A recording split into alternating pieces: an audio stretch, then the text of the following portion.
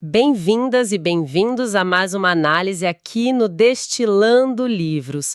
Hoje o nosso foco é fascinante. Como é que grandes mudanças institucionais, sabe, aquelas que realmente viram o jogo de um país, acabam se espalhando? Como essas ideias viajam pelo mundo? Exato. A gente já viu como alguns países começaram, né? Mas hoje a ideia é olhar para dois exemplos históricos bem diferentes para entender essa difusão. Vamos falar da França pós-revolucionária e do Japão da restauração Meiji. Isso. A nossa base continua sendo, claro, as ideias e exemplos do livro Porque as Nações Fracassam. O ponto-chave é que o surgimento de instituições mais inclusivas, né, aquelas que permitem mais participação, não ficou restrito a um lugar só como a Inglaterra. Não mesmo. Elas se propagaram, mas, assim, os mecanismos foram bem distintos. E é isso que a França e o Japão mostram de forma tão clara. Perfeito. A gente viu a Inglaterra trilhando o caminho dela, mas como é que esse tipo de arranjo, que rompe com séculos de absolutismo, de extrativismo, ganha força em outros lugares? É a grande questão, né? Pois é. Hoje vamos contrastar o modelo de exportação pela força militar, quase imposta, com um modelo de transformação interna, radical. Uma autorrevolução, digamos assim. São duas histórias que mostram como estruturas de poder antigas, extrativistas mesmo, podem sim ser derrubadas. Trajetórias que mudaram tudo para essas nações e para as regiões que elas influenciaram. Mostrando que a mudança institucional é difícil, claro, mas não impossível.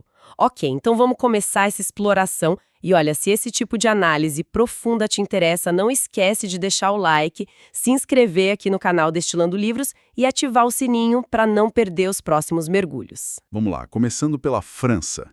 A Revolução de 1789 foi um verdadeiro terremoto, né? Político, social, não foi só a queda da Bastilha. Não, foi muito mais. Foi o desmantelamento deliberado do que eles chamavam de anciano regime, né? O antigo regime. Todo aquele sistema de monarquia absolutista, os privilégios da nobreza, do clero, uma estrutura social super rígida. E quais foram as mudanças assim mais concretas, mais impactantes ali dentro da França logo de cara, aquelas que realmente mudaram as regras? Olha, foram mudanças drásticas e rápidas, inspiradas na liberdade, igualdade, fraternidade. A fonte destaca muito os decretos de agosto de 1789, momento-chave. O que eles fizeram? Aboliram formalmente o sistema feudal. Sabe, todas aquelas obrigações, taxas que os camponeses deviam aos senhores, acabaram com os privilégios fiscais da nobreza e do clero, que basicamente não pagavam impostos, né? Isso é enorme. E mais, extinguiram os dízimos para a igreja e aquela prática da venalidade, a venda de cargos públicos, que garantia poder e renda para os ricos sem pensar em mérito. E a famosa Declaração dos Direitos do Homem e do Cidadão. Qual foi o papel dela nesse redesenho todo? Fundamental. Ela estabeleceu aquele princípio básico: igualdade de todos perante a lei. Pelo menos na teoria, né? Era o fim das distinções legais por nascimento. Tipo o artigo que dizia que todo mundo podia ter cargo público? Exato. O artigo 6º, dizendo que todos os cidadãos podiam acessar cargos e empregos públicos conforme a capacidade, sem outra distinção além das virtudes e talentos. Uma quebra radical com o passado. Ok, então dentro da França a transformação foi gigantesca, mas a nossa questão hoje é como isso saiu de lá, como essa revolução institucional francesa foi parar, sei lá, na Bélgica, na Itália, na Alemanha. Não foi por panfleto, né? Definitivamente não foi por convencimento pacífico. O principal veículo, assim, para exportar essas instituições foi a força militar mesmo.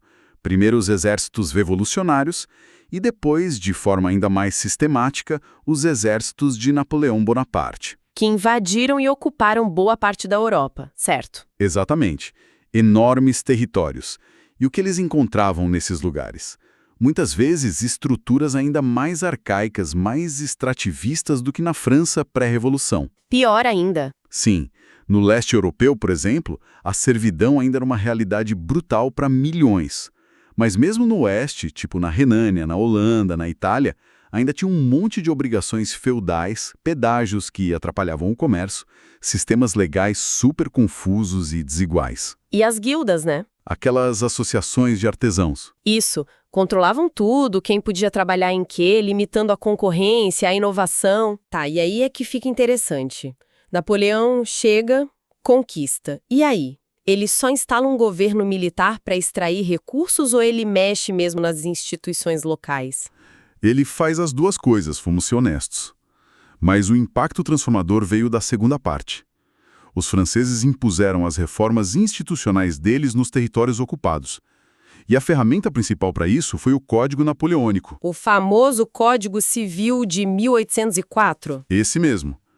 Onde ele foi implementado Bélgica, Holanda, Suíça, boa parte da Itália, territórios alemães a oeste do Reno, ele trouxe mudanças radicais. Como quais, especificamente? O que ele fazia na prática ali? Olha, ele consolidava a igualdade de todos os homens perante a lei. Acabava com os privilégios da nobreza e do clero nessas regiões, garantiu direitos de propriedade privada mais seguros, mais uniformes e, crucialmente, aboliu as guildas, liberou as profissões, o comércio. E o feudalismo. Jogo legal e econômico de uma forma inédita. Mas não deixa de ser uma ironia, né? Um imperador super centralizador, exportando ideais revolucionários de igualdade pela força militar. Parece meio contraditório. É uma tensão real, sim. O regime napoleônico era autoritário, não era uma democracia, claro. E tinha seus objetivos extrativistas, impostos, recrutamento forçado. Mas o ponto que as fontes ressaltam é que, para consolidar o domínio e modernizar a administração, até para explorar melhor, né? Napoleão usou as instituições criadas pela Revolução. E essas instituições tinham um componente inclusivo. Exatamente. O Código Civil, por exemplo, tinha essa base inclusiva, especialmente na economia e na lei, ao remover barreiras arbitrárias. Então, a consequência, talvez não a principal intenção, foi que essa imposição externa quebrou barreiras que as elites locais nunca derrubariam sozinhas. Perfeito. É o efeito catalisador. Essas estruturas extrativistas, privilégios, restrições feudais, poder das guildas eram obstáculos gigantes para qualquer dinamismo econômico, para a industrialização que estava começando na Inglaterra. A intervenção francesa, por mais brutal e interessada que fosse, funcionou como um choque externo que demoliu essas barreiras de séculos. Abrindo caminho para mais mobilidade social, novos negócios. Isso, para a unificação de mercados. E mesmo depois da queda de Napoleão, muitas dessas reformas ficaram, porque elas criaram novos interesses. Gente que lutou para manter essas mudanças, entende? E então a França nos dá esse modelo de difusão pela força. A conquista militar acaba impondo, quase como um efeito colateral calculado, estruturas mais propícias ao desenvolvimento. Agora vamos mudar totalmente de cenário e de método. Vamos para o Japão. Sim, o Japão é um contraste fascinante. Lá, a grande virada institucional não veio de uma invasão estrangeira impondo leis. Veio de uma revolução interna, a restauração Meiji, que começou em 1868. Como era o Japão antes disso? Era aquele país fechado, né? Exatamente. Por mais de 2 séculos, o Japão viveu sob o shogunato Tokugawa, um regime feudal militar. O shogun era o ditador militar, o imperador era só uma figura simbólica. Sociedade rígida, dividida em classes, samurais no topo, e a política de isolamento quase total, o sakoku. Um sistema bem extrativista, então? Profundamente, tanto política quanto economicamente. Desenhado para manter a estabilidade e o poder dos Tokugawa e dos samurais. E o que fez isso mudar? Se não foi invasão direta como na Europa, o que derrubou o shogunato? Foram 2 fatores principais, eu diria. Primeiro, a crescente pressão externa das potências ocidentais. A chegada dos navios negros do comodoro americano Matthew Perry em 1853, exigindo a abertura do Japão ao comércio. Aquilo foi um choque. Deixou claro que o país estava atrasado. Muito. Militarmente, tecnologicamente, vulnerável à dominação estrangeira. Isso ficou claro para muitos japoneses, especialmente em alguns feudos mais distantes do centro do poder. E o segundo fator? Foi interno. Um descontentamento crescente com a rigidez, a ineficiência do shogunato. Aí uma coalizão de domínios do sul e oeste, principalmente Satsuma e Shoshu, que eram rivais históricos dos Tokugawa e tinham samurais mais pragmáticos, começaram a conspirar para derrubar o regime e usaram a figura do imperador como ponto de união. A ideia era restaurar o poder do imperador. Mas era só isso? Ou tinha um plano maior por trás? Figuras como Sakamoto Ryoma, que as fontes citam, pareciam ter ideias mais radicais, né? Sim, a restauração do imperador foi o lema, o que uniu o pessoal. Mas os líderes dessa revolta, muitos deles samurais de escalão mais baixo, tinham uma agenda de modernização claríssima. Eles perceberam que para o Japão sobreviver e competir com o Ocidente, precisava se transformar completamente. Já tinham planos. Sim, planos como o plano de 8 pontos do Sakamoto Ryoma já falavam em reestruturar tudo, criar assembleias legislativas, modernizar o exército, a economia. O objetivo final não era voltar a um passado idealizado. Era construir um Japão novo, forte, capaz de se defender e prosperar no mundo moderno. E que reformas eles fizeram depois de derrubar o Shogun em 1868? Foi gradual ou foi um choque também, tipo o Código Napoleônico? Foi um choque, uma transformação radical e incrivelmente rápida se a gente pensar na profundidade das estruturas que eles desmontaram. Foi uma verdadeira revolução de cima para baixo, liderada por essa nova elite Meiji. Quais foram os passos principais? Primeiro, e talvez o mais fundamental, a abolição do feudalismo em 1869. Os daimyo, os senhores feudais que mandavam nos seus territórios, os Han, foram convencidos ou forçados a devolver as terras para o governo central. Nossa! Como conseguiram tirar o poder desses caras que mandavam há séculos? Politicamente deve ter sido muito difícil. Foi um processo complexo. Negociação, pressão, promessa de compensação financeira, cargos no novo governo. Os Han viraram prefeituras administradas por governadores nomeados por Tóquio. Isso criou um estado centralizado, burocrático, com imposto centralizado também. Tirou a base de poder dos antigos senhores. E depois? Depois veio a igualdade perante a lei, também em 1869. As 4 classes tradicionais samurai, agricultores, artesãos, mercadores foram abolidas, pelo menos formalmente. Todo mundo virou cidadão comum perante a lei. Parecido com a França, então, nesse ponto, de acabar com privilégios de nascimento. Sim, o paralelo é claro nesse aspecto. E isso levou a outra medida drástica, o fim da classe samurai. Os privilégios deles foram extintos aos poucos.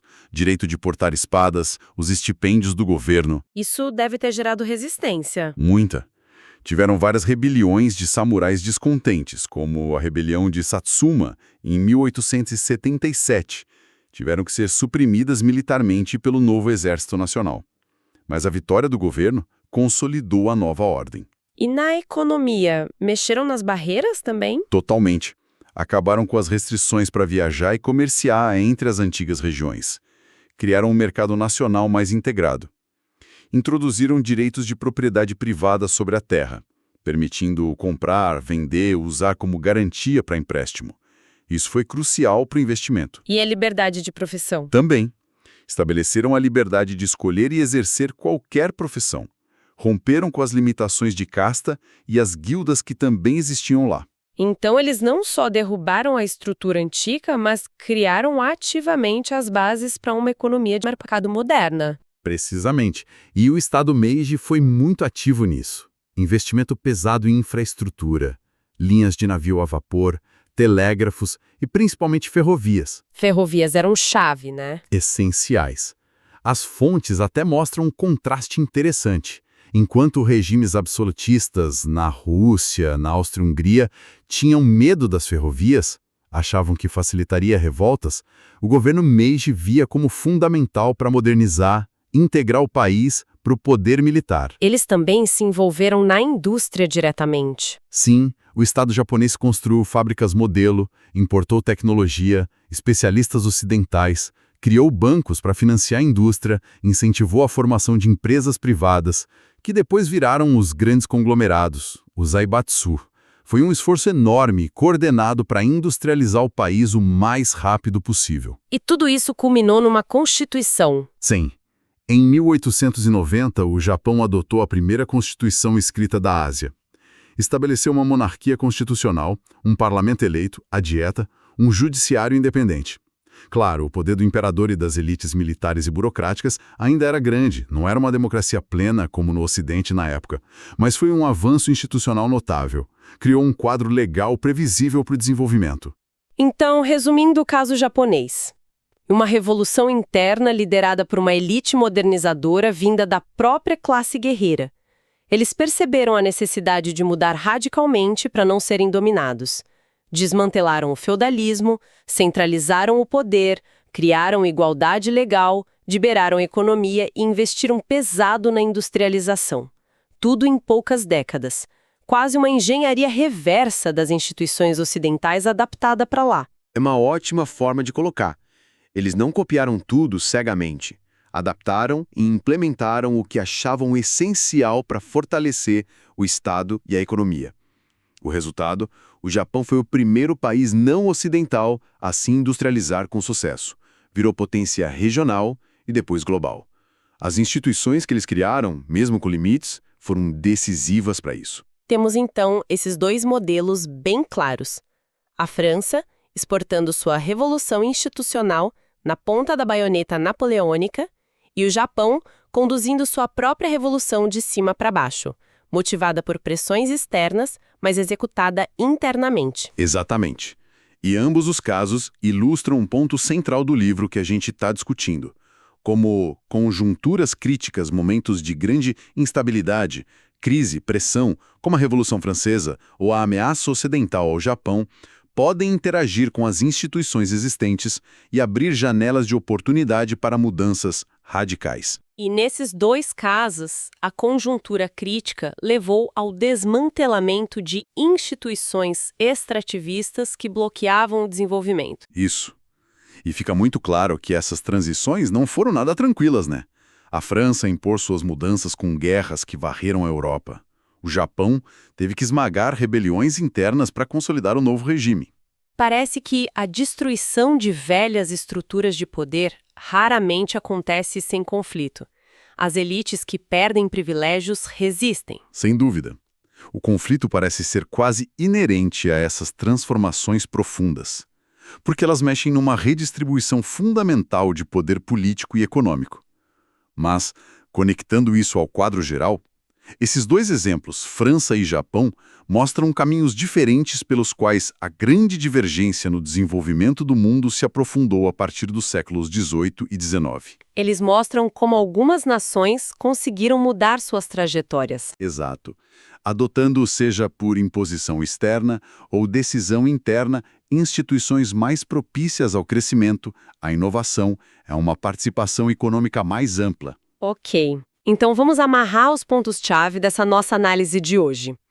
Vimos como a Revolução Francesa, com suas reformas internas radicais focadas na igualdade legal, na abolição de privilégios, teve suas instituições exportadas à força pelas conquistas napoleônicas. O Código Napoleônico, principalmente, demolindo barreiras feudais e corporativas em partes da Europa, abrindo caminho, mesmo que indiretamente, para a industrialização. E, em contraste, vimos o Japão da restauração Meiji, diante da ameaça externa, uma elite interna promoveu uma revolução controlada, desmantelou seu próprio sistema feudal, centralizou o Estado, estabeleceu igualdade legal e impulsionou ativamente a modernização econômica e industrial. Um processo interno, mas igualmente radical e transformador. Ambos, por caminhos diferentes, criaram um ambiente institucional onde o crescimento econômico sustentado se tornou possível. E isso nos deixa com uma reflexão final aqui. Esses exemplos históricos mostram um desmantelamento deliberado, e muitas vezes violento, de instituições extrativistas muito antigas, muito enraizadas. Será que hoje, em pleno século XXI, transformações institucionais dessa magnitude, que sempre desafiam interesses poderosos, que redistribuem poder e riqueza, podem ocorrer de forma puramente pacífica, consensual? Ou será que a própria natureza da disputa pelo poder nessas transições torna o conflito, seja ele político, social, até armado, um elemento quase incontornável para superar a resistência de quem se beneficia do status quo? Fica aí a pergunta. Uma pergunta que ecoa em muitos debates atuais sobre reformas sobre desenvolvimento.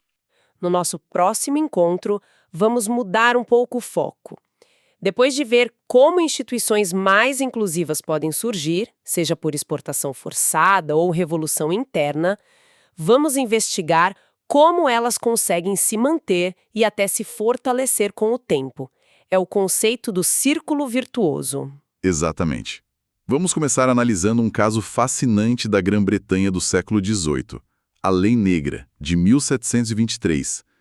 Vamos ver como uma tentativa da elite de usar o sistema legal para reprimir protestos acabou sendo contida pelo próprio respeito ao Estado de Direito que tinha sido conquistado antes. Um exemplo de como as instituições inclusivas podem gerar mecanismos de autocorreção, de reforço. Isso mesmo. Imperdível. Bom, esperamos que esta análise da França e do Japão tenha sido esclarecedora, estimulante. E se você curte esse tipo de mergulho profundo em ideias que moldam o nosso mundo, não se esqueça, deixe seu like, inscreva-se aqui no canal Destilando Livros e ative o sininho para não perder as próximas discussões. Seu apoio ajuda muito a gente a continuar destilando conhecimento. Até a próxima!